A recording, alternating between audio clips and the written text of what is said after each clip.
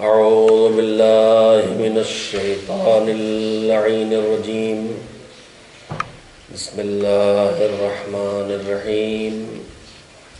الحمد لله رب العالمين والعاقبة للمتقين والجنة للمؤمنين والنار للملحدين، والصلاة والسلام على سيد الأنبياء والمرسلين سيدنا ونبينا وشفيعنا أبي القاسم محمد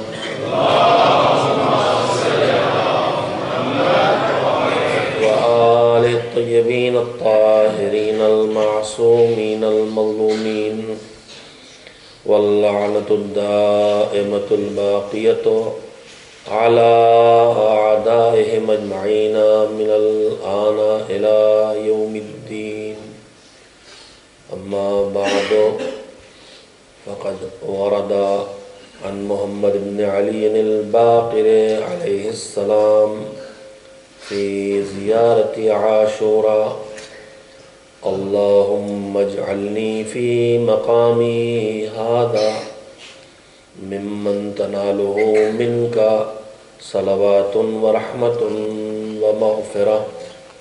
اللهم اجعل محياي محيا محمد وآل محمد، ومماتي ممات محمد وآل محمد. صلوات بھیجے محمد.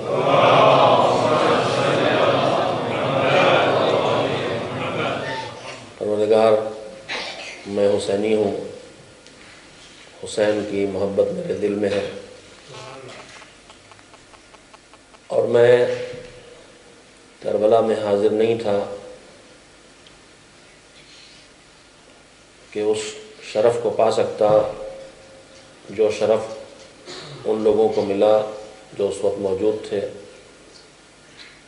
مگر مالک، میں حسین کی عظمتوں کو سلام کرتا ہوں، ان کے ساتھ شہید ہونے والوں کو سلام کرتا ہوں، اور ان کے دشمنوں پر لعنت کرتا ہوں۔ پروردگار، یہ بھی ایک شرف ہے جو ہر ایک کو نصیب نہیں ہوتا ہے کہ وہ حسین کو پہچانے اور حسین کے دشمنوں کو بھی پہچان لے، حسین کا احترام کرے، ان سے محبت کرے، ان کے ساتھیوں کی عزت کرے اور ان کے دشمنوں سے نفرت کرے۔ مالک، جب تو نے مجھے اس منزلت تک پہنچایا ہے، جب مجھے اس شرف سے نوازا ہے کہ مجھے معرفت حسین عطا کر دی ہے، اور یہ توفیق بھی دے دی ہے کہ میں سلام کہہ رہا ہوں حسین پر، تو پروردگار میری اس منزلت میں مجھے یہ شرف بھی دے دے کہ مجھے ان لوگوں میں قرار دے کہ جن تک تیری رحمت، تیری برکتیں، تیری مغفرت پہنچ جاتی ہے۔ اور اے میرے معبود، اب میرے اندر اتنی جرأت، اتنی ہمت پیدا ہو گئی ہے کہ میں تجھ سے یہ کہہ سکوں کہ اے ہمارے پروردگار، ہمیں وہ زندگی دے جو تو نے محمد و آل محمد علیہ السلام کو عطا کی تھی، اور ہمیں وہی موت دے جو موت تو نے محمد و آل محمد علیہ السلام کو دی تھی۔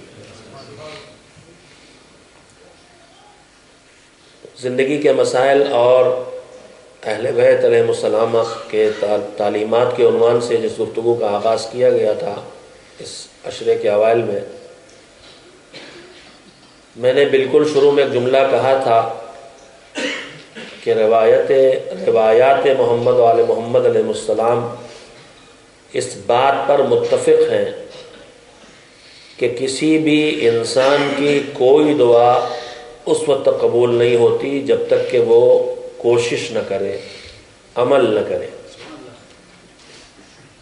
الداعی بلا عمل کالرامی بلا وطر، بغیر عمل، بغیر جد و جہد، بغیر کوشش کے دعا کرنے والا ویسا ہے کہ جیسے تیر کو نشانے پہ پھینکنا چاہتا ہو لیکن کمان کے بغیر نشانے پہ پھینکنا چاہتا ہو۔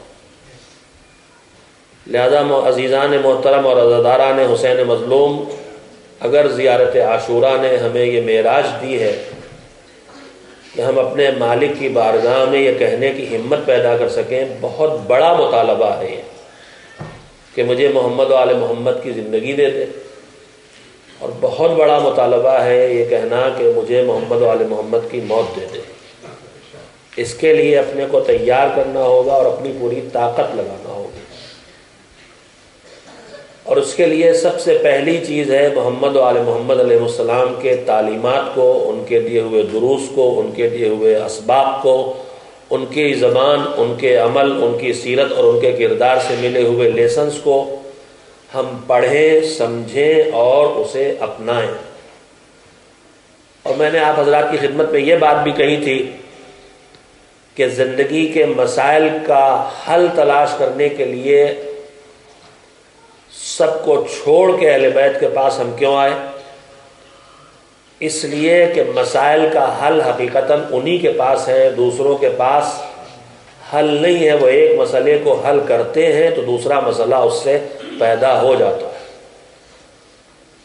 اور اسی لیے دنیا نے جو انسانیت کی دشمن تھی، جو خود پرست تھے، جنہیں صرف اپنی ذات کی فکر تھی، جنہیں مثلا صرف حکومت کی لالچ تھی، جنہیں صرف اپنے خاندان کا خیال تھا، جنہیں صرف اپنے علاقے کا خیال تھا، جنہیں صرف اپنے قبیلے کا خیال تھا، انسانیت کا خیال نہیں تھا، انہوں نے مہم چلائی کہ اہل بیت علیہ السلام کو پہچانا ہی نہ جا سکے۔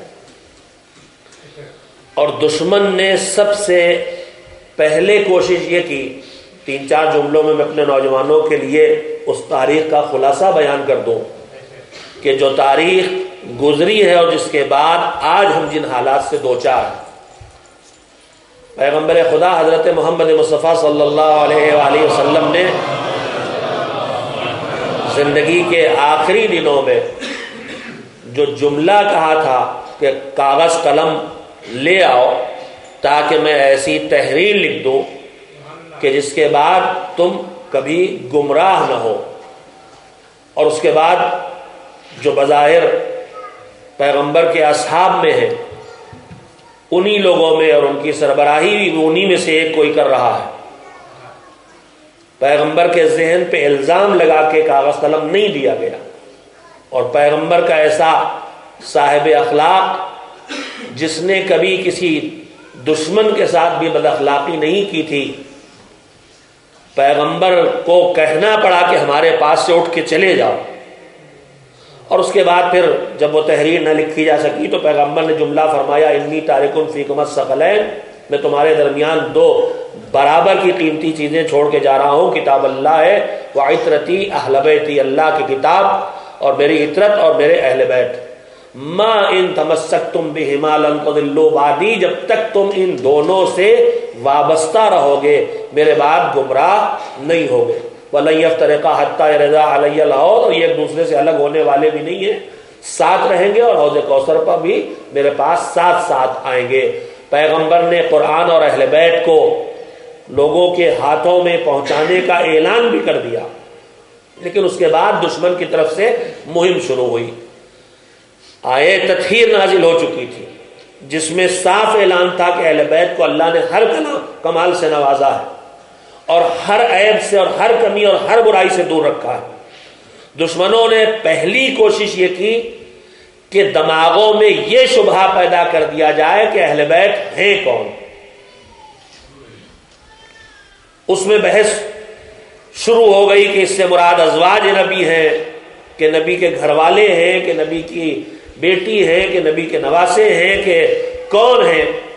کنفیوژن کم سے کم پیدا کر دیا جائے، لیکن پیغمبر جانتے تھے کہ اس طرح سے ذہنوں کو تشویش کا شکار بنایا جائے گا، لہذا پیغمبر کی ایک ایسی سیرت جسے وہ بھی جھٹلا نہ سکے، جنہوں نے اہل بیت سے مراد صرف محمد و آل محمد کو، ان کو جو صاحبان تطہیر تھے، جو حدیث قصہ کے آیت تطہیر کے نزول کے وقت چادر میں موجود تھے، ان سے باہر والوں کو بھی شامل کرنے کی کوشش کی تھی، ازواج کو بھی شامل کرنے کی کوشش کی تھی کہ پیغمبر کی بیویاں بھی اس میں شامل ہیں، وہ بھی اس روایت کے لکھنے سے اپنے کو بچا نہ سکے اور روک نہ سکے کہ آیت تطہیر کے نزول کے بعد ہر نماز کے وقت پیغمبر دروازے پر رک جاتے تھے.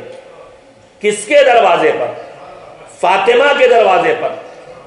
اور اس کے بعد سلام کرتے تھے اور اس کے بعد آواز لگاتے تھے نماز نماز نماز. لیکن سلام جو کرتے تھے تو کیسے؟ السلام علیکم یا اہل البیت، اے اہل البیت تم پر سلام ہو. پھر آیے تطہیر کی تلاوت کرتے تھے.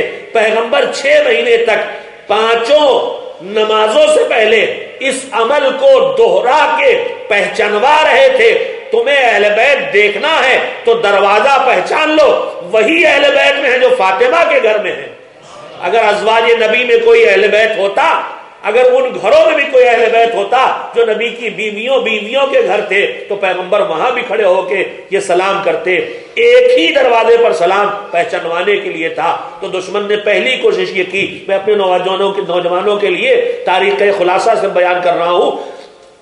پہلی کوشش کی کہ اہل بیت کون ہے یہ نہ طے ہونے دیا جائے. اس کے بعد دشمن نے دوسری کوشش یہ کی کہ اہل بیت کے جو کمالات ہیں جو اللہ سے ملے ہیں انہیں، جن کی طرف آیتوں میں بھی اللہ نے اشارہ کیا ہے، جن کی طرف پیغمبر نے قدم قدم پر اپنی زبان سے اپنے ارشادات اور حدیثوں میں اشارہ کیا ہے، اور جو اہل بیت علیہ السلام کے کردار سے کمالات اور فضیلتیں نکل رہی ہیں، ان تک لوگوں کو نہ پہنچنے دیا جائے. اس کے لیے سب سے پہلی تدبیر یہ کی گئی کہ وفات پیغمبر کے فوراً بعد حکومت نے یہ اعلان کر دیا کہ اب نہ کوئی حدیث بیان کی جائے گی نہ کوئی حدیث لکھی جائے گی. یہ کوشش کیوں تھی؟ حکومت کے فیصلوں پہ اگر آپ غور کریں اور اس کے پیچھے کیا سیاسی مقاصد تھے تو آپ محسوس کر سکیں گے میرے نوجوان کہ انہیں پتا تھا کہ اگر حدیثوں کے بیان ہونے کا سلسلہ جاری رہا تو من کنتم مولاہو کی حدیث بھی سنائی جائے گی، تو علی منی ہارون موسیٰ جیسی حدیث بھی سنائی جائے گی، مسل البیتی کا مسل سفینت نوح والی حدیث بھی سنائی جائے گی، حدیث طیر بھی سنائی جائے گی. پیغمبر نے اتنی جگہ اہل بیت کا تعارف کرایا ہے کہ قدم قدم پہ اہل بیت کا تعارف ہوگا. لہذا حدیثوں کے لکھنے پر بھرپور پابندی لگا دی گئی. اگر آپ حکومت کے سیاسی فیصلوں کا جائزہ لیں تو ابتدائی دور حکومت میں حدیثوں کے لکھنے پر پابندی لگائی گئی ہے، اور اس کے بعد وہ وقت بھی آیا ہے کہ حدیثوں کا سیلاب امڑ پڑا. اب ظاہر ہے جب 2 نسلوں تک 3 نسلوں تک یہ سختیاں کی جائیں گی تو اصل حدیثیں تو مٹ جائیں گی، گم ہو جائیں گی، کھو جائیں گی، لوگوں کے دماغ سے نکل جائیں گی. اب جو آزادی شروع ہوگی تو کاروبار شروع ہو جائے گا. پھر ابو ہریرہ جیسے نکلیں گے جو ان اصلی حدیثوں کے مقابلے میں گڑھنے کا کاروبار شروع کریں گے تاکہ اہل بیت کی فضیلت کے مقابلے میں دوسروں کے لیے فضیلت سازی کی جا سکے. میں ان جزیات کو، ان نمونوں کو آپ مجالس میں سنتے بھی رہتے ہیں، ان کو دہرانا نہیں چاہتا. میں اس میں جہاں تک آپ کے ذہنوں کو لانا چاہتا ہوں وہ یہ ہے کہ پہلے اہل بیت کے بارے میں کنفیوژن پیدا ہو کہ کون ہے یہ، پھر ان کی شخصیت کو نہ پہچانا جائے، دوسری کوشش کی گئی. پھر ان کے مقابلے میں ایسے افراد تراشے گئے اور تیار کیے گئے جن کے بارے میں پیغمبر سے منسوب کر کے ایسی باتیں نہ کہی گئیں کہ جن کو دیکھ کے اور پڑھ کے یہ لگے کہ اہل بیت سے اونچے یہ لوگ ہیں. یہ اور بات ہے. اگر صرف اسی موضوع پہ گفتگو کرنا ہو تو ایسے تمام گڑھے ہوئے جملے جو پیغمبر کے نہیں تھے، جو حکومتوں نے کام کروائے تھے لیکن ان کو پیغمبر کی زبان سے منسوب کیا گیا تھا، ان کا تجزیہ کیا جائے تو پتہ چل جاتا ہے کہ یہ اصلی نہیں ہے، یہ نقلی مال ہے. اس لیے کہ جیسے سونے کو پرکھا جاتا ہے ویسے ہی حدیثوں میں بھی اصلی اور نقلی کی پرکھ کے بہت سے اصول موجود ہیں. لیکن میں اس میں بات کو جہاں تک لانا چاہتا ہوں یہ ہے کہ اہل بیت کنفیوژن پیدا ہو کون ہے یہ سمجھ میں نہ آئے. اس کے بعد ان کی صفات اور ان کے ہنر اور ان کے کمالات اور ان کی فضیلتیں سامنے نہ آئے. اس کے بعد ان کے مقابلے میں جو لوگ ہیں ان کے بارے میں جھوٹی روایتیں گڑھی گئی. پھر اس کے بعد ایک اور کوشش کی گئی جس تک آپ کے ذہنوں کو لانے کے لیے میں نے اس وقت تذکرہ کیا ہے کہ وہ دشمن یہ جانتے ہوئے، وہ تو پہچانتا تھا کہ اہل البیت ہیں کون، ایسا نہیں کہ وہ نہیں پہچانتا، وہ پہچانتے تھے، یہ نہیں جانتے چاہتے تھے کہ پبلک پہچانے. اور اپنی اس کوشش میں کتنے کامیاب تھے. آپ نے تذکرہ مجالس سے بار بار سنا ہے مولا علی کی شہادت کب ہوئی ہے؟ پیغمبر کی وفات کے 30 سال بعد. اور مولا علی کی شہادت پیغمبر کی وفات کے 30 سال بعد ہوتی ہے. کہاں اور کیسے وہ سب آپ کے سامنے ہے. جب مولا علی کی شہادت کی خبر شام تک پہنچی ہے تو وہاں وہ کیسا احمق مسلمان تھا جو یہ کہہ رہا تھا علی مسجد میں مارے گئے، کیا علی نماز پڑھتے تھے؟ تو سوچئے پروپیگنڈی کی مشنری کتنی کامیاب تھی، لیکن اس کے باوجود یہ الہی انتظام تھا کہ دشمن اپنی طرف سے ساری سی کوششیں کرتا رہا، پھر بھی اہل بیت کے فضائل کو چھپا نہیں سکا، اور اسی کے نتیجے میں ہمیشہ اسے اہل البیت کو قتل کرنا پڑا. میں اس سلسلے میں کل ایک گزارش آپ کی خدمت میں کروں گا کہ جب ہر تدبیر ناکام ہو جاتی تھی دشمن کی تو وہ قتل تک آ جاتا تھا.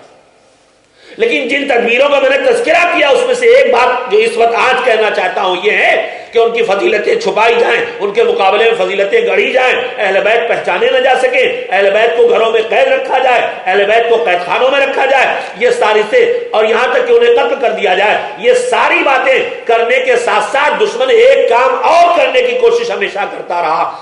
وہ خود دشمن پہچانتا تھا اہل بیت معصوم ہے، ان سے غلطیاں نہیں ہو سکتی، یہ گناہ نہیں کر سکتے، ان کے پاس جہالت کی کوئی گنجائش نہیں ہے، ان کے اوپر ان کے نفس کے غلبہ کر لینے کا کوئی امکان نہیں ہے.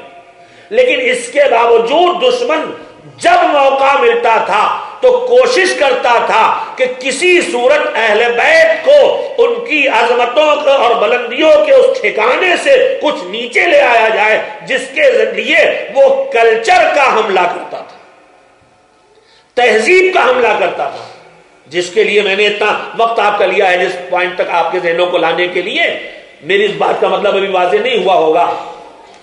دیکھیے دنیا میں بہت سے اسلحے ایجاد ہوئے، لیکن جتنے اسلحے ایجاد ہوئے ان سب پہ آپ نظر ڈال لیں، میرے خیال میں ابھی تک سب سے خطرناک اسلحے کا نام ایٹم بم ہے. اس کے بعد اور بھی بم بنے ہیں، لیکن جو تباہی ایٹم بم کی ہے وہ تباہی ابھی تک بظاہر کسی اور بم میں نہیں آئی.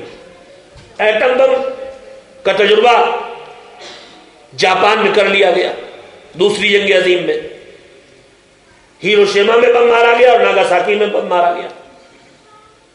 تو جو سب سے بڑا اسلحہ تھا ایٹم بم، اس کی تباہی بہت بڑی تھی، دونوں شہر تباہ ہو گئے، لاکھوں لوگ مرے، لاکھوں لوگ زخمی ہوئے.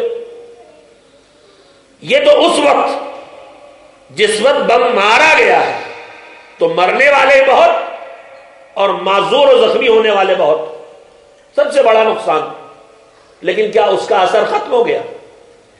نہیں، ایٹم بم دوسروں کے مقابلے میں یہی فرق ہے کہ اثر ختم نہیں ہوا. اس کے بعد جو نسلیں پیدا ہوئی ان نسلوں میں معذور لوگ پیدا ہوئے، ان نسلوں میں وہ لوگ تھے جن پر اس ایٹم بم کا اثر تھا. ہاتھ پیر ٹیڑھے ہیں، دل و دماغ صحیح کام نہیں کر رہے ہیں، قد درست نہیں ہے، جسم صحیح نہیں ہے. یعنی متاثر کیا اس اسلحے نے تو اتنا خطرناک اسلحہ کہ جس وقت استعمال ہوا صرف اسی وقت نہیں بلکہ اگلی نسلوں تک اس کا اثر گیا. دوسری نسل، تیسری نسل، جہاں تک میں سمجھتا ہوں ابھی جو تاریخ آتی ہے اس کی تو جو اس کے یادگار بنائی جاتی ہے، اس میں کسی مقالے میں نے پڑھا تھا کہ اب بھی ہیروشیما اور ناگاساکی میں جو لوگ پیدا ہو رہے ہیں، جو بچے پیدا ہو رہے ہیں، اس کے اثر سے بالکل محفوظ نہیں ہے، بالکل صاف نہیں ہو سکے. یعنی ابھی تک نسلیں متاثر ہو رہی ہیں. تو ایٹم بم کا خطرناک رخ یہ ہے کہ وہ جہاں استعمال کیا گیا وہیں کام نہیں کیا اس نے، بلکہ اگلی نسلوں میں کام کیا. توجہ دے میرے جوان خصوصیت سے، اگلی نسلوں میں ایٹم بم نے کام کیا. مگر میرا سوال یہ ہے کہ ایٹم بم نے اگلی نسلوں میں کام کیا تو جہاں مارا گیا تھا اس کے بعد جو اگلی نسل میں اثر ہوا اس کا، وہ جب استعمال ہوا تھا اس سے کم تھا اثر یا اس سے زیادہ تھا؟ جس وقت مارا گیا جتنا بھیانک اثر تھا، ایک نسل گزرنے کے بعد اتنا اثر نہیں رہا. پھر ایک نسل اور گزری تو اثر بڑھا کے گھٹا. قابل توجہ بات ہے جو آپ سے کہنا چاہتا ہوں، جیسے جیسے وقت گزرتا گیا اس اسلحے کا اثر گھٹتا گیا، بڑھتا نہیں گیا، بڑھا نہیں. دشمن نے دیکھا کہ ہم نے جو سب سے بھیانک اسلحہ بنایا اس میں بھی وقت گزرنے کے ساتھ اثر گھٹتا ہے، بڑھتا نہیں ہے. اس نے کہا ایسا اسلحہ کیوں نہ بنایا جائے کہ جتنا وقت بڑھتا جائے اثر بڑھتا چلا جائے، جتنا وقت گزرے اثر بڑھتا چلا جائے. بس دشمن کے بنائے ہوئے اس اسلحے کا نام کلچر کا بم ہے، کلچرل بم ہے، تہذیب اور فرہنگ کا اسلحہ ہے، ادب کا زندگی کے سلیقے کا اسلحہ ہے. جو اہل بیت کی زندگی کا سلیقہ تھا اس سے ہٹانے کے پہلے مرحلے میں اگر ذرہ برابر بھی کسی کو ہٹایا جا سکے تو دشمن خوش ہوتا ہے، اس لیے کہ پہلی بار جتنا ہٹایا ہے اگلی نسل اس سے زیادہ ہٹے گی، اس کے بعد والی نسل اس سے زیادہ ہٹے گی. آپ ہزاروں تجربے کر سکتے ہیں. میں انڈیا کی ایک مثال دیتا ہوں، یہاں بھی آپ سمجھ سکیں گے. ہمارے بزرگوں کے دور میں جب شادیاں ہوتی تھی تو اس میں ڈانس کے لیے کچھ خاص عورتوں کو بلایا جاتا تھا، ان کے لیے خاص لفظ بھی استعمال ہوتا تھا. وہ ڈانس کرنے جو آتی تھی، ڈانس تو میں کہہ رہا ہوں، اس وقت لفظ ڈانس نہیں کہا جاتا تھا، اس کے لیے کچھ خاص عورتوں کو بلایا جاتا تھا. میں نے وہاں جملہ جو کہا تھا یہاں بھی کہہ دیتا ہوں کہ آج سے 3 نسلوں پہلے جب ہم نے اپنی تہذیب کو چھوڑا، اسلام کی تہذیب میں ڈانس نہیں ہے، اسلام کی تہذیب میں ناچ نہیں ہے، اسلام کی تہذیب میں گانا نہیں ہے. اگر ہم نے 3-4 نسلوں پہلے اپنی تہذیب کو چھوڑا تو باہر سے عورتوں کو ہمیں بلانا پڑا تھا ڈانس کرنے کے لیے. وہ ایک نسل تھی جہاں ہٹی تھی نسل. اب کلچر کے حملے کی کامیابی دیکھیے، 3ری-4تھی نسل آتے آتے ڈانس کرنے کے لیے باہر سے نہیں بلانا پڑتا. یہ بات میں نے انڈیا میں کہی تھی، یہاں بھی آپ کے سامنے دوہرا دی ہے، آپ اس سے متوجہ ہو کے محسوس کر سکتے ہیں کہ جیسے ہی ہم اسلامی تہذیب سے اور اہل البیت علیہ السلام کی دی ہوئی تہذیب اور کلچر سے ہٹیں گے تو یہ نہ سمجھیے کہ ہم اتنا سے ہٹے ہیں بس، اس سے زیادہ نہیں ہٹیں گے. نہیں، آپ جتنا ہٹے ہیں آپ اپنی ایک لیمٹ بنائیں گے، اگلی نسل اس سے آگے ایک لیمٹ بنائے گی، اس کی والی نسل اور ہٹنے کی ایک لیمٹ بنائے گی، اور ہر آدمی سوچے گا ٹھیک ہے ٹھیک ہے ٹھیک ہے. تو دشمن بڑا ذہین اور چالاک ہے، لہذا وہ سب سے خطرناک حملہ تہذیب و کلچر کا حملہ کرتا ہے، اور اس سلسلے میں اتنا ہمتی ہے کہ وہ ہماری آپ کی کیا اوقات ہے، جن کے بارے میں یقین رکھتا ہے بہکائے میں نہیں آئیں گے، ان کے لیے بھی کوشش کرتا. میں اس کا ایک نمونہ آپ کی خدمت میں رکھوں. ایک صلوات پہلے بھیجیں محمد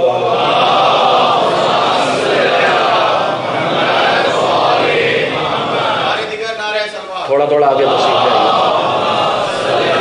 اور نزدیک آ جائیے.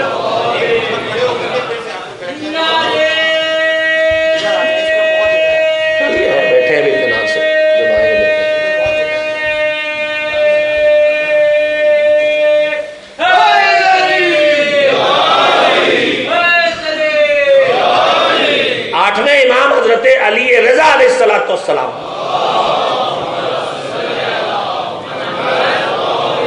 جنہیں مجبور کر کے ولی عہد بنایا گیا تھا، اور مقصد اس کا صرف اتنا تھا کہ حکومت کی بدنامیاں امامت کے سر منڈی جائیں اور امامت کی نیک نامیاں حکومت کی طرف منتقل کرا لی جائیں.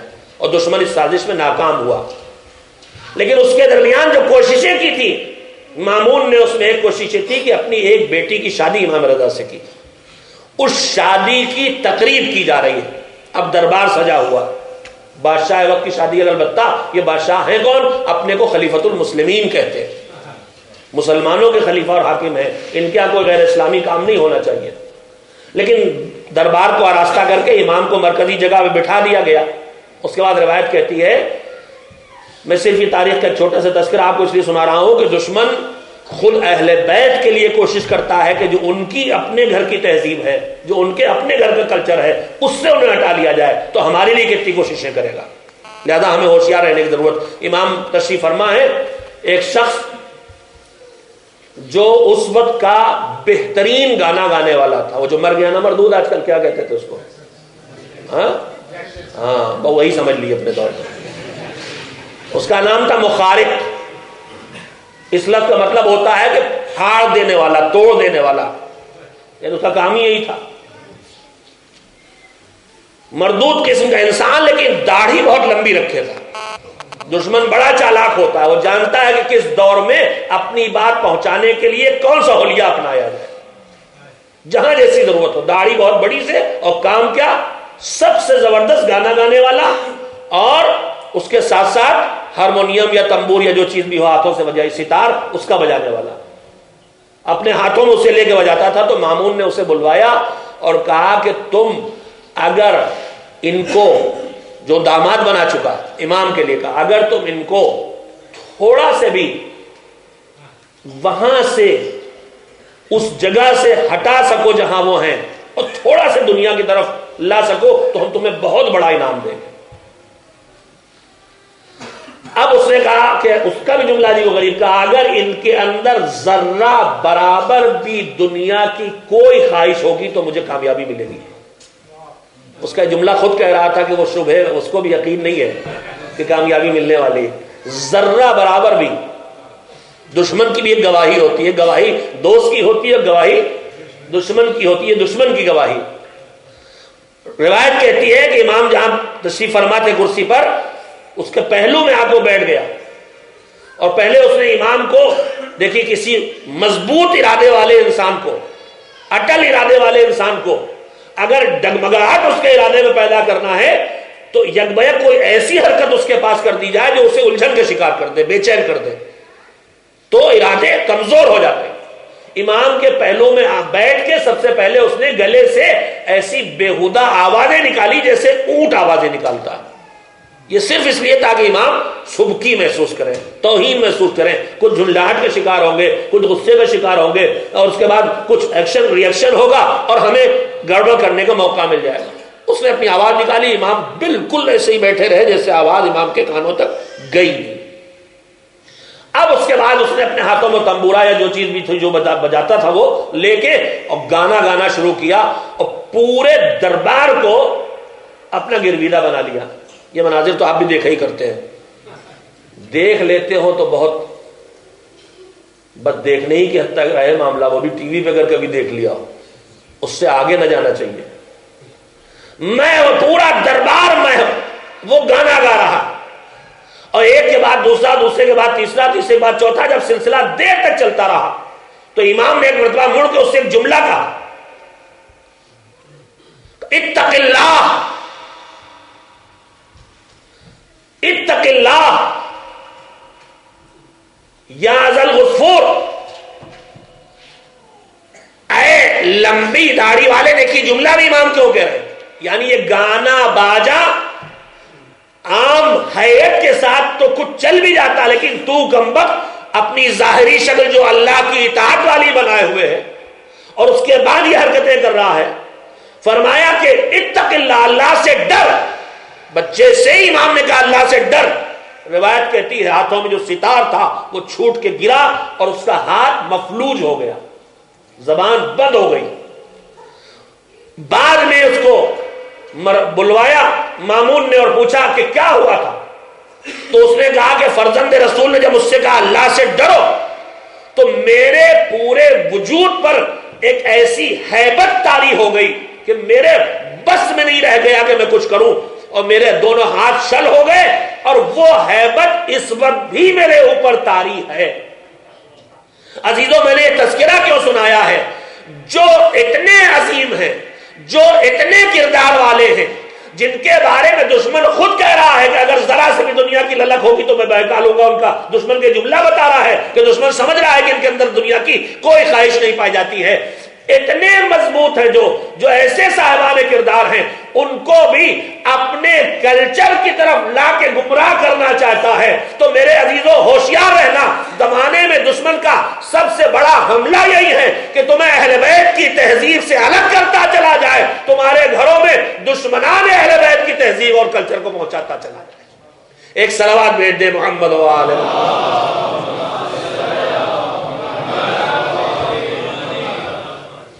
اسی میں سے ایک آفت ہمارے اوپر یہی ہے جو میں نے کل جس موضوع کو کل اور پرسوں تھوڑا تھوڑا اور آج اسے مکمل کر دوں, کہ ہمارے گھروں میں ایک مسئلہ شادی کا مسئلہ ہے, ازدواج کا مسئلہ ہے, شوہر اور زوجہ کے تعلقات کا مسئلہ ہے. اس سلسلے میں نے ابتدائی باتوں میں مرحلوں میں جو کچھ کہا ہے اسے نہیں دہرانا ہے. میں نے عرض کیا اسلامی کلچر یہ کہتا ہے کہ شادی جلدی کی جائے, اسلامی کلچر یہ کہتا ہے کہ شادی کی جائے. ہمارے درمیان وہ فکر بھی پیدا ہو گئی کہ ہمیں شادی نہیں کرنا. اس کے بعد اسلام کہتا ہے کہ شادی جلدی کی جائے. ہمارے ہاں فضول کے نظریات کے تحت شادیاں دیر میں ہو رہی. اس کے بعد جب شادیاں ہوں تو اسلام شادی کا معیار منتخب کرتا ہے کہ کس چیز کو معیار بنا کے شادی کرو, کیا دیکھنا ہے تمہیں. خاندان دیکھنا ہے، نسل دیکھنا، رنگ دیکھنا، روپ دیکھنا، پیسہ دیکھنا، تعلیم دیکھنا، کیا کیا دیکھنا ہے۔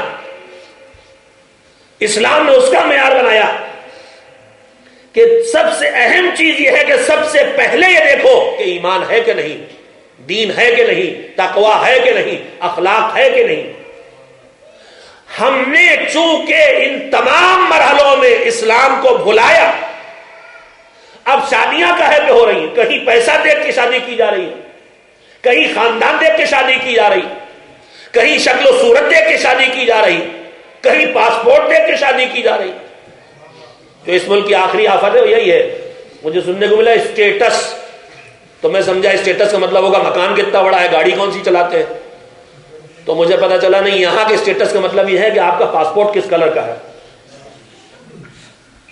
ہرا ہے تو بیکار ہے، لال لال ہونا چاہیے، سڑی ہوئی بیر کے رنگ کا، وہ بہت اچھا ہے۔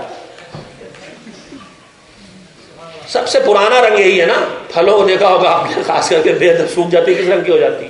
خیر، تو یہ جو اسٹیٹس کی شادی، تو اب شادی کی غرض ہی جب پیسہ ہو گیا، شادی کی غرض خاندان ہو گیا، شادی کی غرض اسٹیٹس ہو گیا، جبکہ شادی کی غرض زندگی تھی اور زندگی کا اضافہ تھا۔ پہلی شادی کی غرض تھی اللہ کا انتہائی کرم۔ میں نے ایک دن آپ سے کہا تھا کہ رشتہ تو ہم بناتے ہیں مگر اس کا کرم کیا ہے؟ وَمِنْ آيَاتِهِ أَنْ خَلَقَ لَكُمْ مِنْ أَنفُسِكُمْ أَزْوَاجًا لِتَسْكُنُوا إِلَيْهَا وَجَعَلَ بَيْنَكُمْ مَوَدَّةً وَرَحْمَةً۔ اس کریم کا کتنا بڑا کرم ہے، ہم خالی دو لفظوں سے رشتہ بناتے ہیں اور وہ دو اجنبی انسانوں کے درمیان ہمیشہ کے لیے مودت و رحمت پیدا کر دیتا ہے۔ تو شادی کی پہلی غرض تھی آپس میں مودت اور رحمت، محبت اور رحمت۔ اس میں لفظ مودت آیا ہے عزیزوں، وہی مودت جو قل لا اسألکم علیہ اجرا والا ہے، یعنی دنیاوی اغراض نہیں ہو، خلوص، انسانیت، صفائی قلب۔ جب شادی کا ہدف صحیح نہیں طے ہوگا تو پھر شادی کی پریشانیاں بھی پیدا ہوتی چلی جائیں گی۔ مشکلات کہاں کہاں سے جمع ہوئے، تھوڑا سا وقت بچا ہے، اس میں چھوٹا سا تجزیہ اور دو تین باتیں معصومین علیہ السلام کے تعلیمات کی روشنی میں، دو تین علاج، اور آج اس موضوع پہ ختم کر کے اگلا موضوع کل شروع کریں تاکہ زندگی کے دوسرے مسائل بھی رکھے جا سکیں۔ ایک صلوات بھیجیں محمد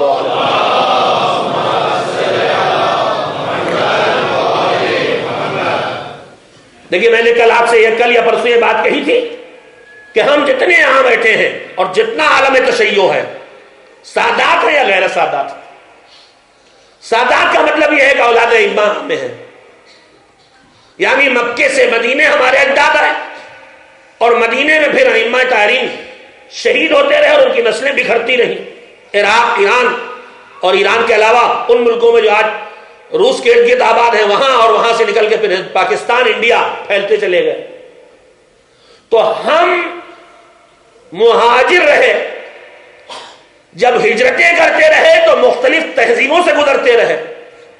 مدینے سے نکلے، مثال کے طور پر مدینے کا کلچر الگ کلچر ہے، عراق کے دوسرے شہروں کا کلچر، کوفے کا الگ کلچر ہے، بصرے کا الگ کلچر ہے۔ پھر ایران پہنچے تو ایران کے مختلف شہروں سے گزرے، تو مسلسل مہاجر رہے، ہجرتیں کرتے کرتے کرتے کرتے پہنچے انڈیا، انڈیا سے پھر ہجرت کر کے پاکستان آ گئے، پھر وہاں سے ہجرت کر کے انگلینڈ آ گئے۔ تو جیسے ایک چشمہ کہیں سے نکلتا ہے تو جو صاف ستھرا ہوتا ہے، جب وہ راستوں سے گزرتا ہے تو کہیں ریت گری، کہیں کالی مٹی، کہیں لال مٹی، کہیں پیلی مٹی، تو ہوتا کیا ہے، تھوڑا تھوڑا اس میں سے ہر چیز اس صاف پانی میں ملتی رہتی ہے۔ آپ دیکھ سکتے ہیں اس چیز کو، دریاؤں میں، ندیوں میں محسوس کر سکتے ہیں۔ تو جو اولاد ائمہ ہیں ان میں بھی جگہ جگہ کے لوکل کلچر، لوکل تہذیبوں اور لوکل رسم و رواج کے مٹیاں ملتی رہی اس صاف پانی میں۔ اور جو غیر سادات ہیں وہ جہاں پیدا ہوئے، جس ملک میں، جس علاقے میں، زیادہ تر ہمارا سب کا تعلق قدیم ہندوستان سے، جب غیر منقسم ہندوستان سے ہے تو کوئی گجرات سے، کوئی پنجاب سے، کوئی کشمیر کے علاقے سے، کوئی بنگال کے علاقے سے، زبانیں الگ، کلچر الگ، تہذیبیں الگ، حتیٰ کہ مذاہب الگ، غیر مسلم تھے، الگ الگ مذاہب سے مسلمان ہوئے۔ تو اسلام کا کلچر چاہے جتنا اٹھایا اور چاہے جتنا اپنایا، لیکن کچھ نہ کچھ پیچھے والا رہ گیا۔ تو کچھ ان کے پاس پیچھے والا رہ گیا، کچھ سادات کے پاس ان کا والا، اور جہاں جہاں سے گزرے وہاں والا مل گیا۔ اب یہ پورا کلچر جب تک انڈیا اور پاکستان میں تھا پھر بھی اسلامی رنگ اس پر غالب تھا، کچھ حالات نے ہمیں بنا رکھا تھا کسی حد تک۔ میں اس کی مثال دوں، ہم آپ جب ہندوستان پاکستان میں تھے، سب نے جو بزرگ ہیں جو میری ایج کے انہوں نے تجربہ کیا ہوگا، اور جو نوجوان ہیں اسے سن کے محسوس کر سکیں گے۔ میں برسوں پہلے کی بات ہے، یونائٹڈ اسٹیٹس میں رمضان المبارک کے سلسلے میں لاس اینجلس کے ایک مرکز میں تھا، تو وہاں ایک رضوی صاحب تھے، ہیں اللہ ان کو سلامت رکھے، بڑی قیمتی بات انہوں نے بتائی۔ ان کے 2 بچے تھے صرف۔ میں نے ان سے پوچھا یوں کہ مولانا ارے رضوی صاحب کے کتنے بچے؟ کہنے لگے 2 ہیں۔ اس کا کہنے لگے مولانا ہم اپنے ماں باپ سے ہم 7 بھائی اور نہ جانے کتنی بہنیں تھیں، 10-12 بھائی بہن تھے ہم۔ تو اب ہمارا گھر اتنا بڑا تو تھا نہیں کہ 10-12 کمرے ہوتے اور ہر ایک کے لیے ایک کمرہ ہوتا۔ اب ایک ہی دالان، پرانے زمانے کا لفظ ہے، نوجوان تو سمجھے بھی نہیں دلان کسے کہتے ہیں۔ ایک ہی دالان میں ایک لمبا سے بغیر دروازوں کا روم سمجھ لیجیے، ایک ہی دالان میں پلنگ لگے ہوئے، اتنے پلنگ بھی نہیں لے سکتے کہ ہر ایک کو ایک ایک بیڈ ملے، لہذا ایک بیڈ میں 2 لوگ، اتنے بستر بھی نہیں، لہذا ایک لحاظ میں 2 3۔ ان کا مولانا ہم لوگ ابا ہمارے لے کے آئے تو 10-12 بھائی بہن ہم کھیلنے کی کوئی چیز لے کے آئے تو 12 پیس خریدنے کی اوقات نہیں، لہذا ایک گیند لے آئے، ایک کھلونا لے آئے، اب کبھی اس نے کھیلا، کبھی اس نے کھیلا، کبھی اس نے کھیلا۔ تو اس طرح ہم کو شیئر کرنے کی عادت ہو گئی، اس طرح ہم کو ایثار کا جذبہ مل گیا، اس لیے کہ بھائی جب چھوٹا بھائی بیٹھا اس کھلونے کے کھیل رہا تو ہم انتظار کر رہے ہیں کہ جب یہ کھیل چکے گا تو ہم کھیلیں گے۔ جب ہمیں لحاف 2 کو ایک ساتھ اڑایا گیا ہے تو ہمیں خیال ہے کہ چھوٹے والے بھائی پر سے لحاف پھٹ نہ جائے، اسے ٹھنڈک نہ لگے، مجھے لگ جائے تو لگ جائے۔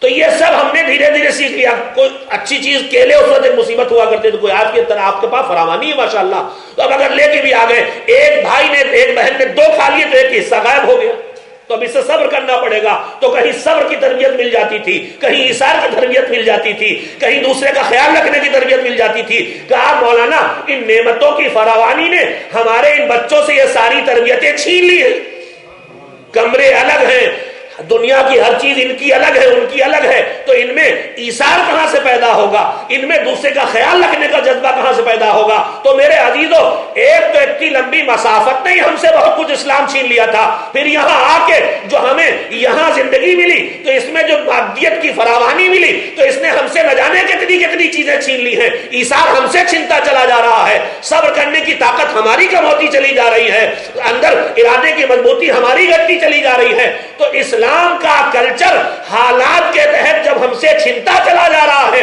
تو یہی لڑکا بڑا ہو کے شوہر بنتا ہے، یہی لڑکی بڑی ہو کے بیوی بنتی ہے، نہ ان میں ایثار کا جذبہ پایا جاتا ہے، نہ ان میں صبر کی طاقت پائی جاتی ہے، نہ ان میں قوت برداشت پائی جاتی ہے، نہ ان میں دوسرے کا خیال رکھنے کا معاملہ کبھی سمجھایا گیا ہے۔ نتیجہ یہ ہوتا ہے کہ ٹکراؤ پیدا ہونے لگتے ہیں، اختلافات سامنے آنے لگتے ہیں۔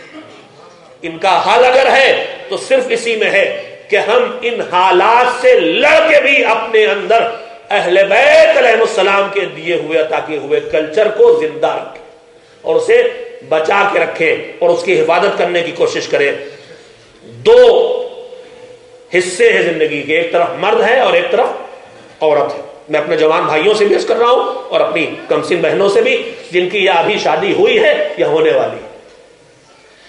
میں نے اتنے دنوں میں جو تجزیہ کیا ہے اس سے جو میں نے سمجھا ہے، 1-2 غلطیاں مردوں کی زندگی برباد کرنے کا سبب بن رہی ہیں اور 1-2 غلطیاں عورتوں کی۔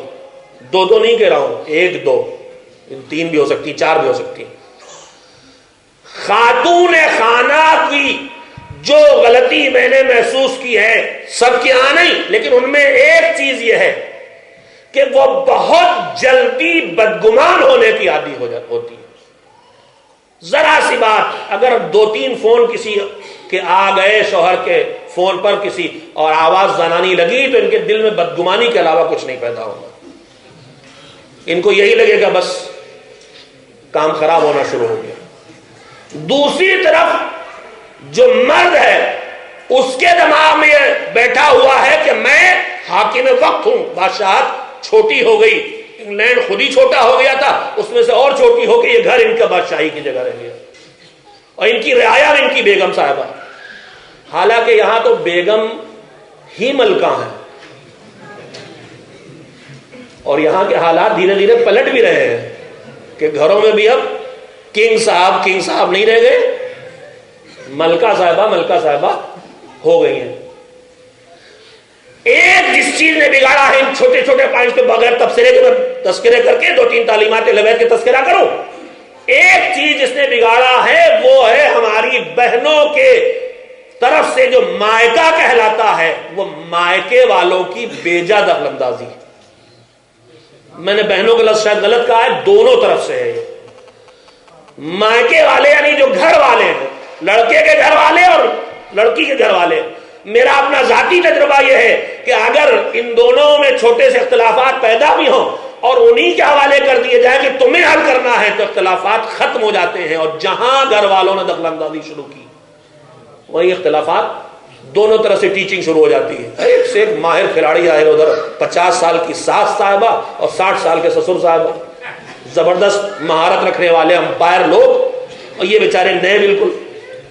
ظاہر ہے دونوں طرف سے چالیں چلی جاتی ہیں، اور غریبوں کو پتہ نہیں چلتا کہ ہمارے بڈھے ماں باپ جو کچھ کر رہے ہیں اس کے نتیجے ہماری زندگی برباد ہونے والی۔ لہٰذا میں اپنے بزرگوں سے اور خاص کر کے اپنی بڑی بہنوں سے ہاتھ جوڑ گزارش کروں گا کہ آپ چھوٹی چھوٹی چیزوں پر اپنی بہو یا اپنے گھر میں آئی ہوئی بیٹی سے انتقام لینے کے لیے اپنے بیٹے کی زندگی کو برباد کرنے کی کوشش نہ کریں۔ ایک طرف لڑکی کی ماں، ایک طرف لڑکے کی ماں، دونوں کبھی کوئی ادھر بھاری پڑ جاتا ہے، کبھی کوئی ادھر بھاری پڑ جاتا ہے۔ یہ دوسری دخل اندازی ہے۔ تیسری چیز جو گھروں کی بربادی کا سبب مجھے اس پورے جوار میں دکھائی دے رہی ہے، اسلامی عقائد کی صحیح تعلیم نہ ہونے کے باعث توہم پرستی کا شکار ہو جانا۔ میرے پاس وقت نہیں ہے کہ میں ان تفصیلات کو آپ کی خدمت میں دہراؤں۔ صحیح عقائد اسلامی کے نہ ہونے کے باعث توہم پرستی کا شکار ہو جانا۔ ذرا سے معاملہ ہوا اور شبہ ہو گیا، میرا شوہر بہک رہا ہے، اور لیجئے بابا کی تلاش شروع ہو گئی اور جادو ہو گیا، اور وہ جناب یہ گھر میں بال نکلے ہیں اور کیلیں نکلی اور لونگ نکلی۔ کون گھر ہے جس میں بال نہ ہوں گے اور لونگیں نہ ہوں گی؟ نکل ہی آئیں گی۔ لیکن وہ نکل آئی اور قیامت شروع ہو گئی ہے، اس نند نے کیا ہے اور یہ وہ بھاوج نے کیا ہے اور یہ جو خلیہ ساس نے کیا۔ ایک مصیبت توہم پرستی اور پھر باباؤں کے پیچھے دوڑنا۔ خطیب اعظم مولانا سید غلام رشید علیہ اللہ مقامہ ایک جملہ کہتے تھے کہ جیسے ہمارے پاس ہیرے جواہرات ہوں اور ہم ان سب کو لاکر میں رکھ کے زمین پر سے کاغذ کے سڑے ٹکڑے اٹھا کے لیے پھریں، تو ہر آدمی یہی تو کہے گا دیوانے ہیں، ان کے پاس اتنے ہیرو جواہرات ہیں جو لاکر میں رکھے ہیں اور سڑے ہوئے ٹکڑے لکڑی کے اور کاغذ کے ٹکڑے لیے پھرا کرتے ہیں۔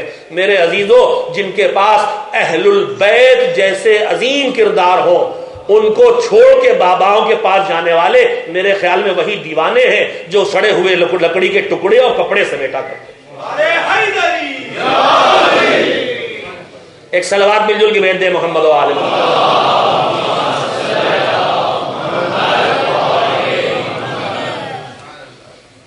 ایک اسلامی اخلاق ہے تواضع اور انکساری، اپنے کو بڑا نہ دکھانا، لیکن ایک لڑائی کا ٹکراؤ کا سبب یہی ہوتا ہے، میرے دادا یہ تھے، انہوں نے کہا میرے پرنانا یہ تھے۔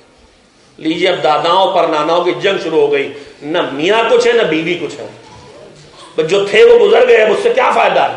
آپ راجہ صاحب کی پوتی ہیں کہ آپ نواب صاحب کے بیٹے ہیں، اس سے کیا فرق پڑنے والا؟ آپ خود کیا ہیں؟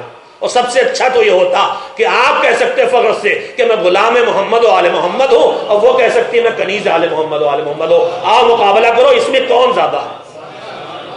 کون غلامی میں زیادہ اونچا ہے، کون کنیزی میں زیادہ اونچا؟ دادا یہ اور پردادا وہ، اس سے کوئی فائدہ نہیں ہے۔ لیکن یہ سب وہ چھوٹے چھوٹے مسائل ہیں جو زندگیاں برباد کر دیتے ہیں۔ میں آخر میں اور بھی تجزیے میں نے کر رکھے، لیکن ہم ان کی تفصیل میں جانے کا وقت نہیں ہے۔ آخر میں تعلیمات محمد و آل محمد کے سارے ایک دو باتیں آپ کی خدمت میں کہنا چاہتا ہوں اور بات کو ختم کروں گا، اس لیے ایک صلوات بھیج کے میری مدد کروں۔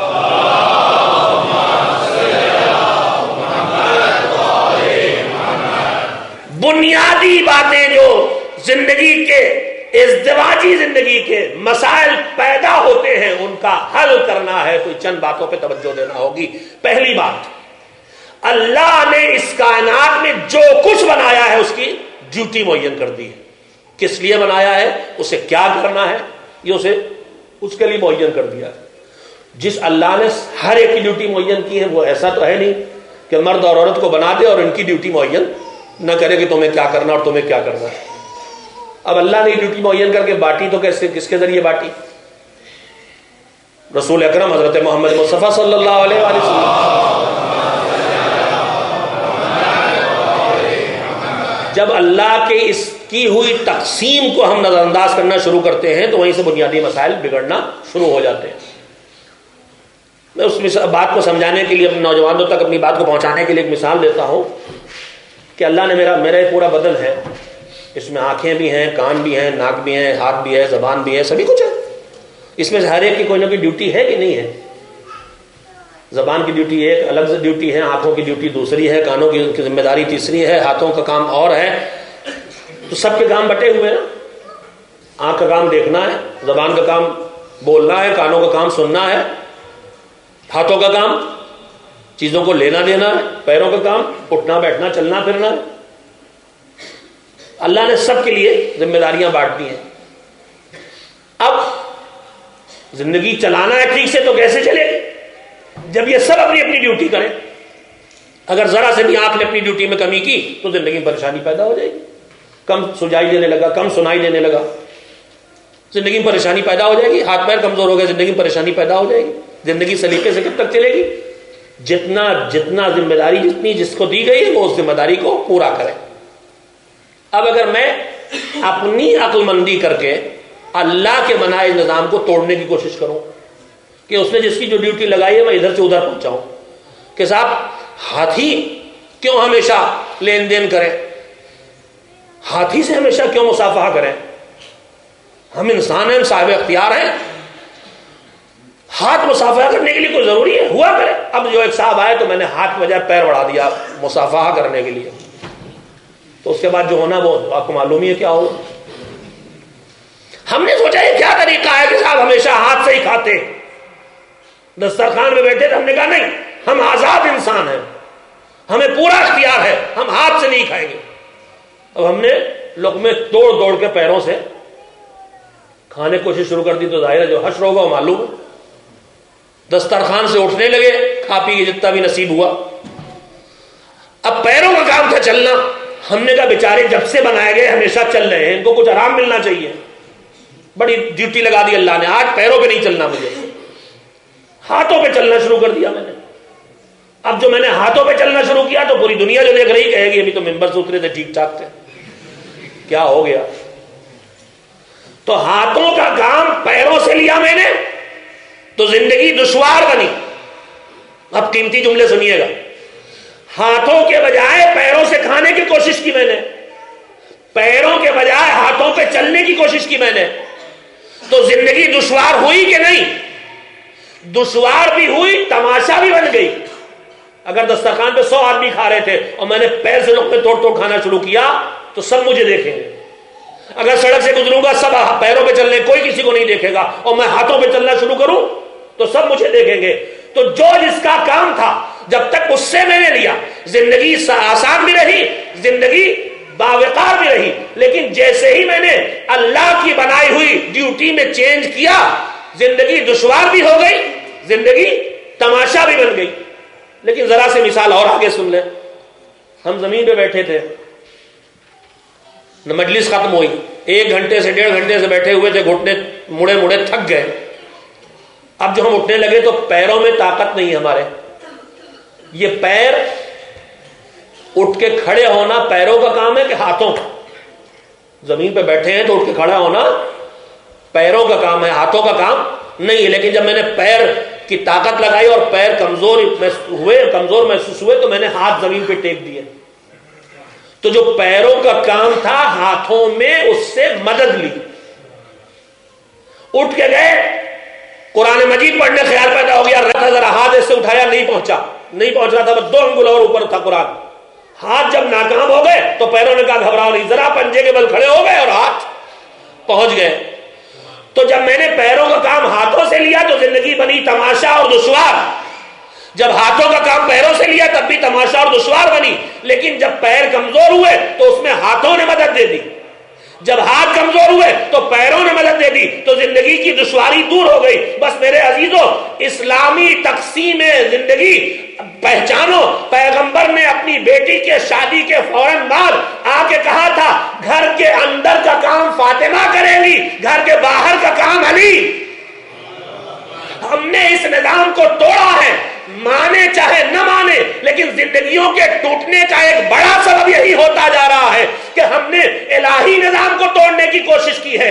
گھر کے اندر کا کام فاطمہ کرے، گھر کے باہر کا علی، مگر جب ضرورت پڑے تو ایک دوسرے کی مدد کریں۔ پیغمبر گھر میں داخل ہوئے فاطمہ کے، دیکھا حضرت زہرا کھانا پکا رہی ہیں اور حضرت علی علیہ السلام بیٹھے ہوئے دال چن رہے ہیں، تو ہاتھوں کو اٹھا کے دعا دی تھی، یعنی فاطمہ کو جب ضرورت پڑی تو علی مددگار بن گئے، اور علی میدان جنگ میں جاتے تھے، تلوار لا کے رکھتے تھے تو تلوار کو فاطمہ دھو کے پاک و صاف کیا کرتی تھی، یا جب علی کا حق چھینا گیا تو راتوں کی تاریکی میں مولا علی فاطمہ زہرا کو حجاب کامل کے ساتھ سواری پہ بٹھا کے انصار کے دروازوں پہ لے جاتے تھے۔ کہا اصل زندگی یہی ہے کہ گھر کے اندر کا کام فاطمہ کریں گی، گھر کے باہر کا کام علی کریں گے، مگر جب ضرورت پڑے گی تو فاطمہ علی کی مددگار بن جائیں گی، علی فاطمہ کے مددگار بن جائیں گے۔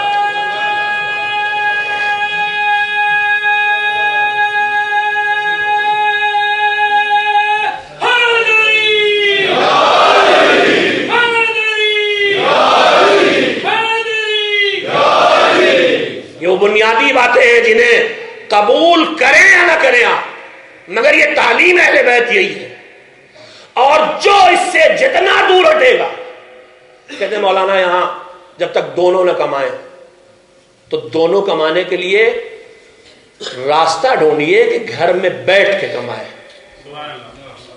خدیجہ کبھی گئی تھی اپنے قافلے کو لے، تھوڑی سی عقل بھی تو استعمال کی ہے، کیا راستے نہیں تلاش کیے جا سکتے؟ اور پھر میں ایک بات پوچھنا چاہتا ہوں، تھوڑی سی کفایت شعاری کے ساتھ کم کما کے زندگی بسر کریں اور بچے اپنے رہ جائیں، یہ زیادہ اچھا ہے، یا بہت پیسہ کما لیں اور بچے ہی اپنے نہ رہ جائیں، یہ زیادہ اچھا لگتا ہے؟ وہ پیسہ کس کام کا ہے؟ پیسہ ہی تو سب کچھ نہیں ہے، کما کے کیا کریں گے؟ جتنا ہمارے کام آئے گا وہی تو ہے۔ تو بچے اگر تباہ ہو گئے تو پھر ہمارے کسی کام کا کیا رہ گیا؟ تو میرے عزیزوں، اصل اصول اس چیز کو بنا کے رکھنے کی ضرورت ہے، کفایت شعاری سے زندگی بسر کرنا پڑے، تنگ دستی تھوڑی برداشت کرنا پڑے، لیکن اگلی نسلوں کی حفاظت کے لیے اور اپنی زندگی کے چین کے لیے اس اصول کو توڑیں گے، باقی رکھنا ہے، اگر توڑیں گے تو نقصان اٹھائیں گے۔ بس دوسرا زندگی کا اصول، اور اس کے بعد آج کی گفتگو ختم ہو جائے گی۔ ہماری زندگی میں جو اختلافات پیدا ہو جاتے ہیں ان میں ایک سبب جو میں نے تجزیہ کیا ہے وہ یہ ہے، میں نے بھی کہا نا کہ قوت برداشت کی کمی ہمارے اندر پیدا ہو جاتی ہے اس نعمتوں کی فراوانی کی وجہ سے۔ اس میں ایک بات یہ بھی ہوتی ہے کہ انسان دوسروں کی کمیوں پر نگاہ رکھنے کا عادی ہوتا ہے، عام طور پر خود جو کمی کرتا ہے اپنی اسی کمی پہ اس کی نگاہ نہیں ہوتی، لیکن دوسروں کی اسی کمی کو دیکھ لیتا ہے۔ پھوڑ پن سے ہم بھی کھا رہے ہیں، پھوڑ پن سے دسترخوان پہ بیٹھا دوسرا آدمی بھی کھا رہا ہے، ہمیں اپنے پھوڑ پن کا احساس نہیں ہوتا، اس کے پھوڑ پن کا احساس ہوتا ہے۔ تو یہ ایک انسانی فطرت کے قریب بات ہے کہ کمیوں پہ نگاہ جاتی ہے۔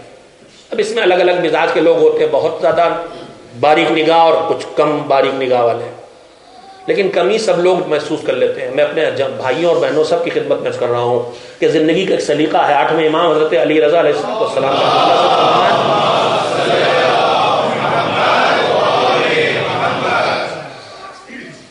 دوسروں کی کمیاں، گھر میں ہم ایک دوسرے کے ساتھ رہتے ہیں، صبح سے شام تک زندگی ساتھ بسر ہو رہی ہے، تو نہ جانے کتنے کام بیوی کر رہی، نہ جانے کتنے کام شوہر کر رہا ہے، دونوں ایک دوسرے کے ساتھ ہیں تو کام ہی کام ہے۔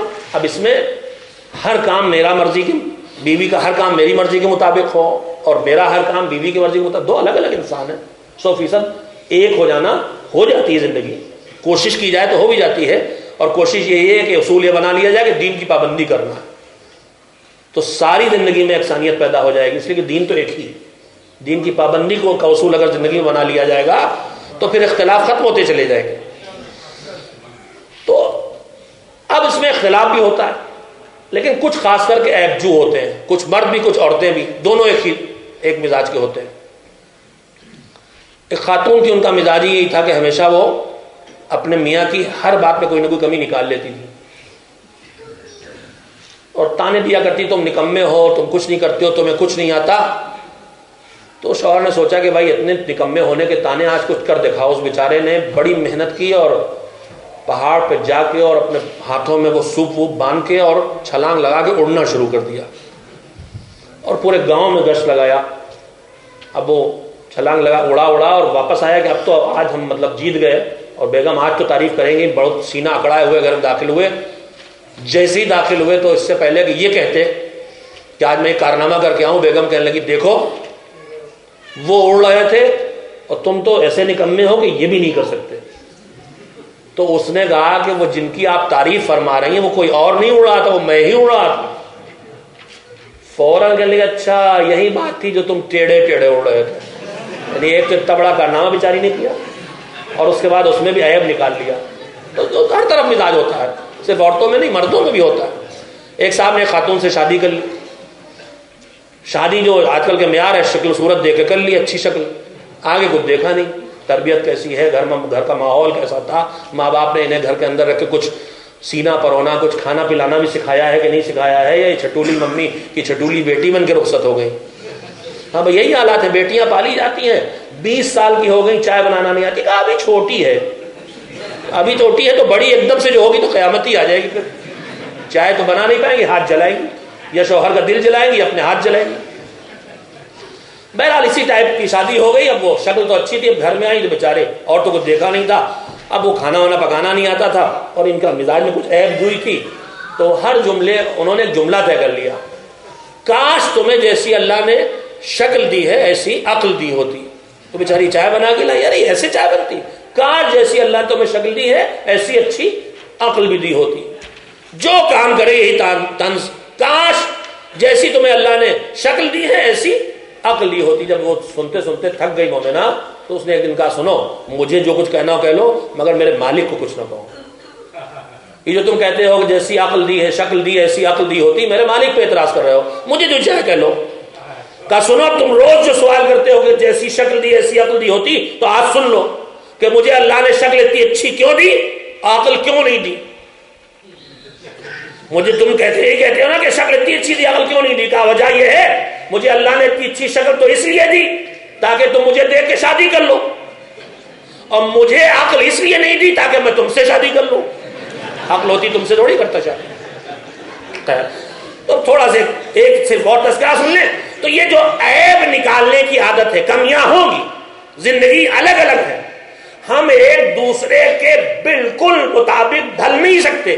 ڈھلنے کے لیے ہمیں معیار دین بنانا ہوگا کہ ہم بھی یہ دیکھتے جائیں کہ کہاں کہاں دین سے الگ ہیں، دین زندگی میں آتا جائے، ہمارے گھر کی دوسری پارٹنر بھی دیکھتی جائے ہم کہاں کہاں دین سے الگ ہیں، دین زندگی میں آتا جائے، تو جتنا دین آتا جائے گا ہم آہنگی ہوتی جائے گی۔ لیکن جب تک کہ ہم آہنگی نہیں ہوتی اس وقت تک کے لیے ہمارے 8ویں امام حضرت علی رضا علیہ السلام کا جملہ اس سے پہلے بھی سنا چکا ہوں آپ کو، اور اس میں امام نے مثال بھی دی ہے۔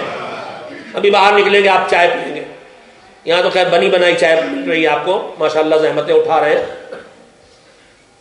والنٹیئر حضرات، اللہ ان کو جزائے خیر دے۔ لیکن اپنے ہاتھوں سے جب آپ چائے بناتے ہیں تو ہر آدمی کوئی، آپ چینی کتنی لیں گے، آپ چینی کتنی لیں گے، میری سمجھ نہیں آتا جب چینی کے بارے میں پوچھا جاتا تو دودھ کیوں نہیں پوچھا جاتا، وہی پوچھنا چاہیے آپ کتنی لیں گے، کالی گلوٹی پئیں گے، سانولی پئیں گے، گوری پئیں گے، کون سی چائے پئیں گے۔ خیر تو اب آپ ایک پیالی چائے بنانے چلتے ہیں تو آپ کے اختیار میں ہے کہ اس میں چائے کا رنگ کتنا ڈالیں، دودھ کتنا ڈالیں اور شکر کتنی ڈالیں، آپ کے اختیار میں۔ آپ چاہیں تو دودھ بالکل تھوڑا سے ڈالیں، چاہیں تو 3/4 مثلا پانی رنگ اور 1/4 دودھ، کچھ ہے وہ آدھا پانی آدھا دودھ، تو اپنے اپنے مزاج ہے نا۔ تو جیسے ایک پیالی چائے بنانے میں ہمیں اختیار ہے کہ ہم کتنا رنگ رکھیں، کتنا دودھ رکھیں۔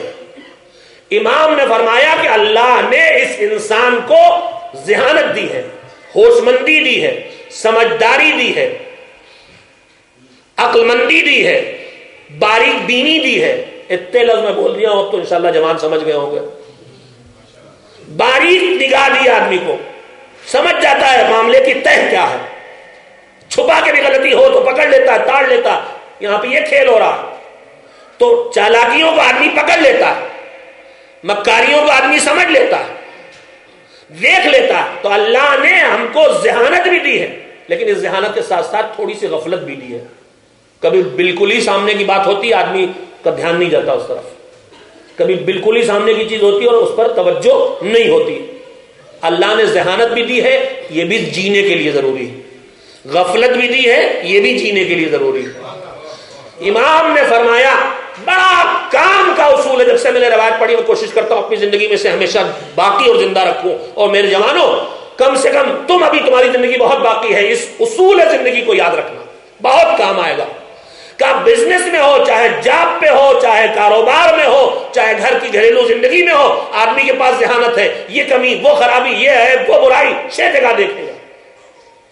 لیکن کبھی کبھی غفلت بھی ہے. امام نے فرمایا کہ تم اصول یہ بناؤ کہ اپنی زندگی کے 4 حصوں میں 3 حصوں پر تو ذہانت کی حکومت رکھو. اپنی زندگی کے 3 حصوں پر، 4 حصوں میں 3 حصوں پر ذہانت کی حکومت رکھو، لیکن ایک حصے میں غفلت کا رنگ اختیار کر لو. یعنی دیکھ کے بھی ایسے بن جاؤ جیسے دیکھا نہیں، سن کے بھی ایسے ہو جاؤ جیسے سنا نہیں، سمجھ کے بھی ایسے ہو جاؤ جیسے سمجھے نہیں. معاملے کی تہ تک پہنچ جاؤ لیکن ایسا لگے جیسے تمہارے پلے ہی نہیں معاملہ پڑا. امام نے فرمایا اگر پورا زندگی کا برتن ذہانت سے بھر کے رکھو گے تو اپنی زندگی کو بھی آگ بنا لو گے، ساتھی کی زندگی کو بھی آگ بنا کے رکھو گے. لیکن اگر 3 حصے ذہانت رکھو گے، 1 حصہ غفلت کے رکھو گے، 3 بار غلطی پہ متوجہ ہو کے ٹوکو گے، 1 بار غلطی دیکھ کے بھی انجانے بن جاؤ گے، سن کے بھی ایسے جیسے سنا نہیں ہے، تو اپنی زندگی میں بھی نرمی اور آسانی پیدا کر لو گے، ساتھی کی زندگی کو بھی جنت نما بنا سکو گے. تو میرے عزیزو، یہ زندگی کے ٹکراؤ کا ایک بڑا سبب یہی ہوتا ہے کہ ہم اپنی ساری ذہانتوں کا استعمال دوسروں کی کمیوں پر نکالنے کی کوشش کرتے ہیں. کوشش یہ ہونا چاہیے کہ اپنی کمیوں پر 100% ذہانت کا استعمال کیا جائے، دوسروں کی کمیوں پر 3/4 ذہانت کا استعمال کیا جائے، 1 حصہ کمیوں کا غفلت کے حوالے کر دیا جائے. ایک صلوات مل جل کے میرے دے. بات مکمل تو نہیں ہو سکی، وقت بھی ختم ہو گیا، وقت زیادہ ہو گیا، میں آپ کی معذرت خواہ ہوں. لیکن زندگی کے اہم موضوعات تھے اور سامعین میں بھی ہماری بڑی تعداد جوانوں اور نوجوانوں کی ہے اور ان کے ساتھ ان کی فیملیز بھی ہوں گی انشاءاللہ. ممکن ہے کل دوسرا موضوع چھیڑنے سے پہلے اس کے بقیہ اجزاء آپ کے سامنے دوہرا دوں. 2-3 پوائنٹ اور آپ کی خدمت میں کہنا چاہتا تھا. آج بات کو یہ ختم کر رہا ہوں میرے عزیزوں. میں نے بات یہاں پہ ختم کی کہ دین کو بنیاد حیات بنا لیا جائے تو اختلافات ختم ہوں گے، دنیا گھٹے گی اور ہم آہنگی بڑھتی چلی جائے گی. آپ کربلا پہ نظر ڈال کے دیکھیے، کربلا میں کتنے رنگ کے لوگ تھے. سیاہ پوش بھی ہیں، بنی ہاشم بھی ہیں، رومی بھی ہیں. کربلا میں رنگ الگ الگ تھے لیکن حرارت ایک تھی. کربلا میں دل الگ الگ تھے لیکن دھڑکن ایک تھی. کربلا میں سین و سال الگ الگ تھے لیکن جذبہ ایک تھا. کربلا میں صنفیں الگ الگ تھیں، مرد بھی تھے، عورتیں بھی تھیں، جوان بھی تھے، بچے بھی تھے، لیکن حوصلہ ایک تھا. یہ سب ایک کیوں ہو گئے تھے؟ یہ ایک دین میں پروئے ہوئے تسبیح کے دانوں کی طرح تھے. ابھی آپ نے تذکروں کو سنا ہے. کس کے تذکرے؟ جو یہ حوصلہ لے کے آئے تھے کہ اپنے دادا جعفر کی طرح کربلا میں پھر ایک مرتبہ اپنے دادا کی یاد تازہ کر دیں گے. یعنی جناب اون محمد، زینب کے لاڈلے، اور جن کو زینب کے ساتھ عبداللہ ابن جعفر نے یہ کہہ کے بھیجا تھا کہ میں خود تو نہیں جا سکتا ہوں لیکن یہ میری طرف سے حسین کی خدمت کے لیے حاضر ہے. یعنی ان پر دوہری ذمہ داری ہے. ایک طرف سے یہ علی کے نواسے ہیں اور دوسری طرف سے جعفر طیار کے پوتے ہیں. اسی لیے صبح سے بے چین ہے، میدان میں جانے کے لیے بے چین ہے. جب کسی مجاہد کا کوئی لاشا آتا ہے تو یہ تڑپ کے آواز دیتے ہیں ہمیں اجازت ملنا چاہیے. جب انصار کے سارے لاشیں اٹھ چکے اور مسلم نے عقیل کی اولاد بھی خون میں نہا کے سو گئی، تو اب اون و محمد میں صبر کی گنجائش باقی نہیں رہ گئی تھے، بے چین ہو کے اماں کے پاس پہنچے تھے، اماں ماموں اجازت نہیں دیتے۔ آپ کتنا مشکل وقت ہے کہ اپنی بہن سے آنکھیں کیسے ملائے، لاشیں تو لا کے رکھ دی ہے مگر سر کو جھکائے ہاتھوں کو باندھے کھڑے ہیں۔ بی بی میری بہن، میں اپنے کو مجرم محسوس کر رہا ہوں کہ میرا ایسا ماموں موجود ہو اور یہ جوان بھانجے شہید کر دیے جائیں۔ مگر خیموں میں جب لاش پہنچی تو زینب کبریٰ کو خبر تو ملی، خبر ملنے کے بعد زینب آئیں، دونوں جنازوں پہ نگاہ ڈالی اور اس کے بعد دونوں لاشوں کے درمیان تھوڑی سی جگہ بنائی اور جگہ بنا کے پیشانی خاک پہ رکھ کے آواز دی، پروردگار تیرا شکر کہ تو نے ہماری قربانی کو قبول کر لیا۔ بس عزیزو، جناب اون محمد کی شہادت ابھی تھوڑی دیر پہلے آپ سن چکے ہیں، میں اس ماں کی قربانی کا تذکرہ کروں جو ان بچوں کی ماں تھی، تو یہ وہ موقع تھا جب زینب رو سکتی تھی اپنے بچوں پر، مگر زینب نے اون محمد کا ماتم نہیں کیا۔ وقت گزرا، حسین شہید ہوئے، 11 محرم کو مقتل سے قافلہ گزارا جا رہا، جیسی بیویاں مقتل سے گزاری گئی، ہر بیوی نے اپنے کو اونٹ سے گرایا اور اپنے اپنے وارثوں کے لاشوں تک پہنچ گئی۔ اون محمد کے لاشیں بھی زمین پہ پڑے ہیں، مگر زینب کبریٰ نے اونٹ سے گرایا اپنے کو تو بھیا کی لاش کی طرف مرثیہ پڑتی ہوئی چلی، نانا آسمان کے ملائکہ آپ پہ صلاۃ و سلام بھیجیں اور آپ کے نواسے کی لاش کربلا کے میدان میں بے گور و کفن پڑی ہے۔ زینب بھیا کا ماتم کر رہی ہے، زینب نے اون محمد کا ماتم نہیں کیا۔ قافلہ آگے بڑھا، یہاں تک کہ کوفہ اور شام کے بازاروں سے گزر کے زندان شام تک پہنچا دیا گیا۔ بس 2-3 فقرے سن لیں، انشاءاللہ چند حصوں اور بڑھ جائیں گے۔ اور وہ وقت بھی آیا کہ جب قافلے کو آزادی کی خبر دے دی گئی، زینب نے کہا بیٹا آزادی مل گئی ہے تو ہم بعد میں یہاں سے جائیں گے، مدینے جائیں گے، لیکن پہلے کہو حسین کے ماتم کا انتظام کر دیا جائے، گھر خالی ہو جائے۔ گھر خالی ہو گیا، کہا لوٹ کا سامان منگوا دو، سامان آ گیا، وہ سجادہ جو سید سجاد کے نیچے سے کھینچا گیا تھا بچھایا، کہا بیٹا بیٹھ جاؤ، جب سے تمہارے بابا مارے گئے تمہیں کوئی پرسہ حق نہ دے سکے، جو بھی آیا تازیانے مارے ہیں، تماچے مارے ہیں۔ سب بیویاں جمع ہو گئی، شام کی عورتیں بھی آ گئی، سامان آزا بھی آ گیا۔ ایک مرتبہ فرمائش کی کہ ان سے کہو ہمارے شہداء کے سر بھی بھیج دیے جائیں۔ شہداء کے سر آنا شروع ہو گئے، سر آتے جاتے ہیں، وارث بیویاں آگے بڑھ بڑھ کے اٹھاتی جاتی ہیں، سب بیویاں ایک ایک سر لیے ہوئے ماتم کر رہی ہیں، مگر 2 جوانوں کے سر زمین پہ تشم رکھے ہوئے ہیں۔ کٹے ہوئے نوجوانوں کے سر دیکھ کے شام کی عورتوں نے جملہ کہا، لگتا ہے ان جوانوں کی ماں زندہ نہیں ہے، ورنہ ایسے چاند جیسے بچوں کا رونا نہ روک پاتی، ضرور ماتم کرتی، آؤ ہم مل کے ان کا ماتم کر لیں۔ زینب کے کانوں میں آواز پہنچی، یہ نہ کہو ارے ان کی ماں ہم زندہ ہیں مگر ہم اپنے بھیا حسین کا ماتم کریں گے، ہم اپنے بچوں کا ماتم نہ کریں گے۔ اجرکم اللہ۔ زینب کبریٰ نے زندان سے آزادی کے بعد بھی اون محمد کا ماتم نہ کیا۔ قافلہ کربلا واپس آیا، کربلا پہنچتے پہنچتے زینب کو جیسے ہی قبر حسین دکھائی دی، اونٹ سے خود کو گرا دیا، بھیا کی قبر سے لپٹ گئی، سینے پہ قبر پہ سینہ رکھ کے فریاد اور ماتم کرتی رہی۔ کربلا میں بھی زینب نے حسین کا ماتم کیا مگر اون محمد کا ماتم نہ کیا۔ مدینے پہنچا قافلہ، نانا کی قبر پہنچی، نانا بھیا 4 دن کا پیاسا ذبح ہو گیا۔ اماں کی قبر پہ پہنچی، اماں بھیا کے سوکھے گلے پہ خنجر چل گیا۔ بھائی کی قبر پہنچی، بھیا ارے کیا بتاؤں حسین کس طرح سے شہید کیے، تمہارے تیر لگے تھے تو تمہارے بھائی حسین کے زندہ جسم کو پامال کیا گیا۔ حسین کا ماتم کرتی رہی زینب، بھائی کا ماتم کرتی رہی زینب، ایک مرتبہ بھی اون محمد کو پلٹ کے یاد نہ کیا۔ وقت گزرا، ایک بار عبداللہ ابن جعفر نے کہا بی بی اب اپنے گھر تشریف لے چلیے، اپنے گھر تشریف لے چلیے، بہت دن ہو گئے آپ کو۔ زینب گھر میں داخل ہوئی، صحن خانہ میں قدم رکھا، حجرے پہ نگاہ پڑی، وہ حجرہ جس میں اون محمد زندگی بسر کرتے تھے، حجرے کا دروازہ کھلا، سامنے 2 بستر نظر آئے۔ اب ایک مرتبہ زینب نے کربلا کا رخ کیا، ارے میرے اون محمد کہاں ہو، آؤ تمہاری ماں آئی ہے، آ کے اپنی ماں کا استقبال کرو۔